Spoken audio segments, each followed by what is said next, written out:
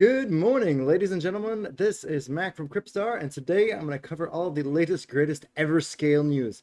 There's been a lot going on in the Everscale community and blockchain, and today I'm going to cover it all for you guys in about 10 to 15 minutes. So sit back, relax, and enjoy a nice cup of coffee. Here we go. So it is July 26, 2022, and today's agenda is to talk about the weekly AMA and roadmap and update overview, as well as the Everscale Gamefi SDK, the EverSurf desktop app, Snipa Finance, boosted staking, and today's project highlight is Evercraft. Let's go ahead and talk about the recent AMA that the Everscale team did regarding the Everscale issuance. So yeah, you can see here in the EverKit Telegram group, they went ahead and talked about the decision they made to go ahead and try and reduce the Everscale emissions and also have better KPIs for some of the grants and products that are launching on Everscale. So kind of just to summarize all this for you guys, they had a lot of issues on Everscale, giving a lot of tokens out to people, and there wasn't really necessarily any key performance indicators to show exactly what the product had done for Everscale. There was a lot of token hunters, and those token hunters basically took the Evers but didn't actually give out a working product, or it wasn't a product that really benefited the Everscale ecosystem. Now, basically what the Everscale core team is doing, EverX, Veroxis, and as well as the DeFi Alliance, rest of the members of the DeFi Alliance, they're basically working together to make sure that any projects that launch on Everscale, and even themselves included, will be held to the sort of standard that we want to go ahead and raise the coin market cap ranking of the Everscale token.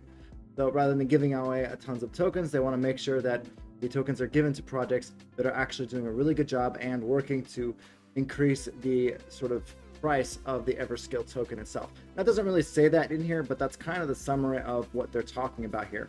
Now, they're going to do that by creating a sort of separate token called Lever, and that's going to be pegged to Ever, and that's going to have a 2-year lockup period. And this portion of it is going to go ahead and go to pay the outstanding commitment to partners. And from there, they're also working out a way to go ahead and make sure that EverX and the DeFi Alliance have proper key performance indicators to make sure that they're working to go ahead and improve the price or the network capitulation and move Ever to the top 20 market cap coins on the CoinGecko rating, as well as advance to the top 10 ranking. So they're going to work on a strategy to go ahead and move Ever up to that level. Now, core development is very similar, so they're going to try and move a lot of the funds over to the Everscale Foundation, and the Everscale Foundation is going to work to kind of grow the core development project companies and teams, and this will allow other companies to go ahead and receive funding for developing the Everscale blockchain. On top of that, they're going to go ahead and have grants and partnerships here. Most grants and partnerships, like I said, they're going to try and make sure that there is clear economic growth for the Everscale platform with from the results that are gained from the results of this the projects and the grants that were handed out. So they're going to make sure that the grants actually, the people who receive grants are actually doing something for Everscale blockchain. On top of this, they're going to also allocate a certain amount of funds to the Everscale validator nodes. And I think looks like they're planning to move the rest of the funds over to the EverDAO.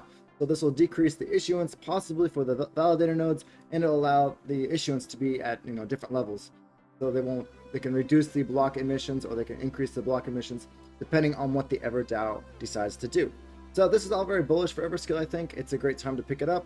I am going to start picking up probably next week. I'm waiting for all this Fed stuff to get over with. Anyways, let's go ahead and head over to the next bit of news here, and that is Everscale H1 2022 roadmap report. So some key highlights from the roadmap report is the Everscale fees got reduced in Q1 due to the optimizations of the node software. On top of that, they decided to cancel the launch of ZK Snarks.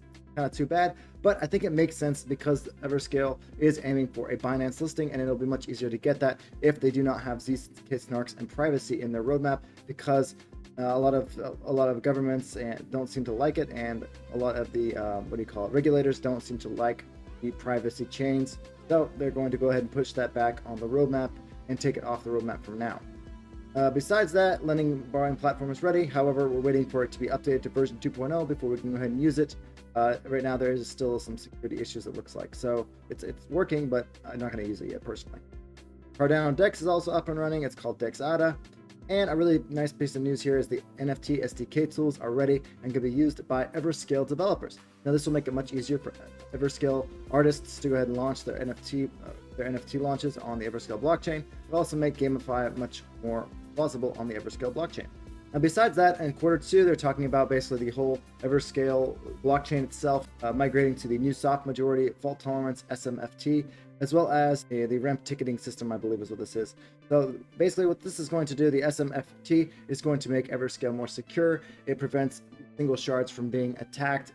It's a very great improvement for Everscale security, and REMP will make the transactions a lot faster for Everscale. It's a messaging system, so it allows you to go ahead and send transactions from your wallet a lot faster. This is very high level. There's a lot more technical details regarding this, but that's just a very high level sort of thought process so you guys can kind of understand what's going on there.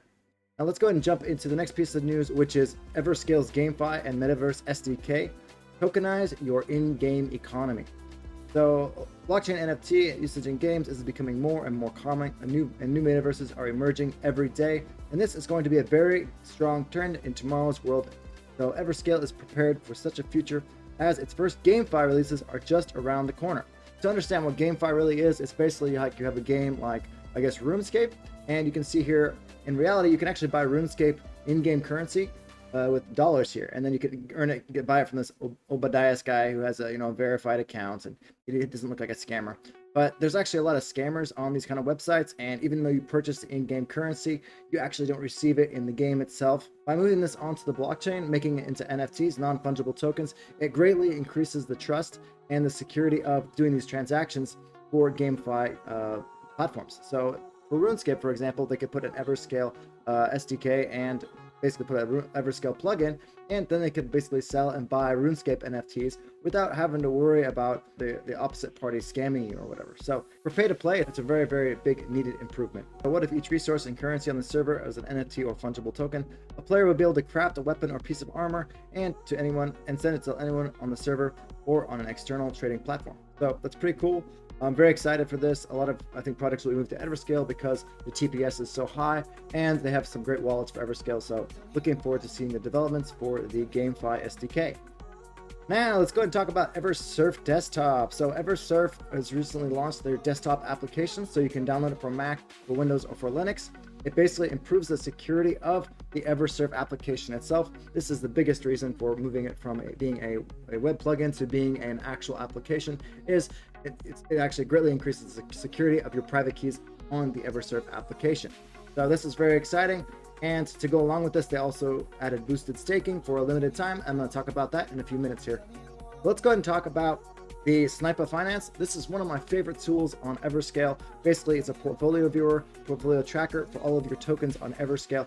I want to make a video on this. Basically, you can log in to your Ever wallet on your iPhone, and you can check out all your different portfolio and everything from flat cube farms all the way to NFTs on Grand Bazaar. It basically shows your whole portfolio inside of the Snipa Finance web app. So it's very, very convenient, very nice to see how your portfolio is going up or going down, and to find those lost tokens that you might have in your wallet that you didn't know you had. You can actually see that in the Snipa Finance application itself. And let's go ahead and move on to the next piece of news, which is the Everscale boosted program extension, up to 26% APR.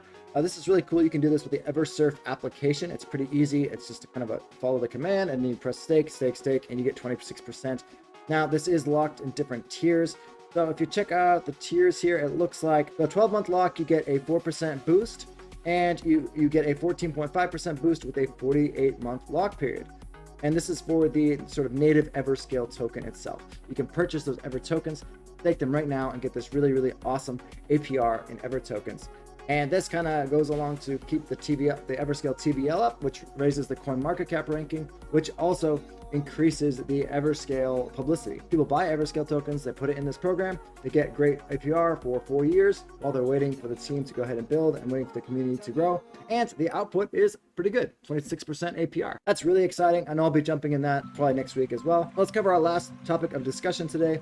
Evercraft, a GameFi pilot on Everscale. So Minecraft is an extremely successful game with more than 126 million active users in 2021. It's an extremely popular game, and with this basically Evercraft plugin for Minecraft, users will be able to take their in-game assets from the server and basically list them on Grand Bazaar or some other NFT platform and sell them.